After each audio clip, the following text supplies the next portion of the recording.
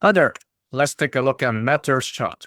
We've covered the weekly market structure, check out the short-term trends, and so you can learn how to assess the risk of next price move, even if you don't know chart analysis.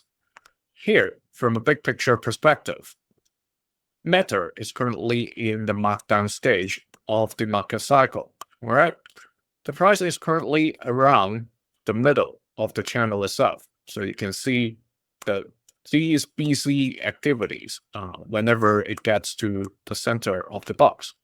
So the key price resistance and support, respectively, are 350 for the support and 530 for the support at the red line, 560 as the key resistance at the orange.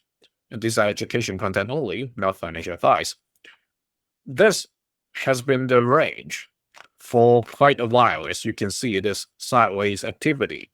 And if we look at the micro view, the volume itself is just average, meaning there's no big commitment from the bulls and bears. And last session, we covered that this trend line over here,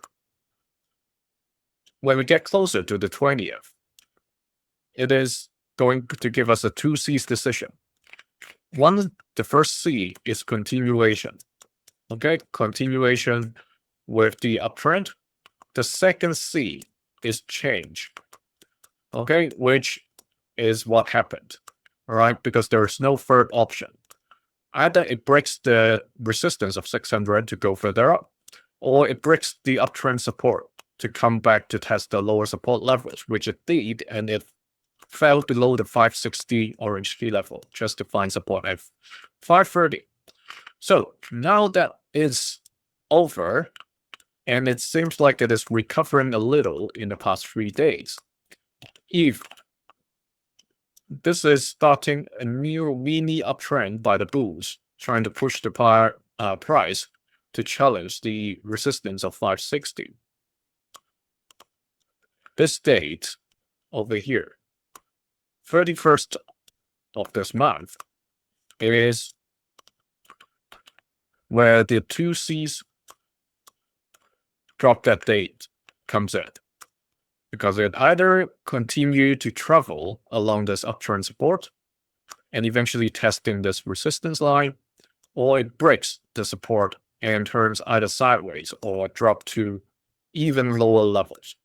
So let me know in the comment what you think, whether the trend will continue all the way till our next session or even beyond, or is it going to continue its downtrend like we discussed from the very beginning in this markdown channel. One more thing I want to show you before we wrap up is the Bollinger Band corner squeeze. Because I just want to see or show you whether a squeeze is happening. Because usually after a squeeze, we see increased volatility. All right. It doesn't tell us which side the swing goes first and next, but usually we see after a silent or sideways period, when the squeeze happens, that usually follows with a bigger swing compared to the squeeze period. And we're not currently inside a squeeze period yet, right? But that would mean that we probably may need a few more days only, because looking at this, the purple lines, if the price really continue to trade in a narrow gap like we've drawn, those lines will close in pretty soon. All right. So that's the part I want to show you. Remember to subscribe to see the next update. See you there. Have a good weekend.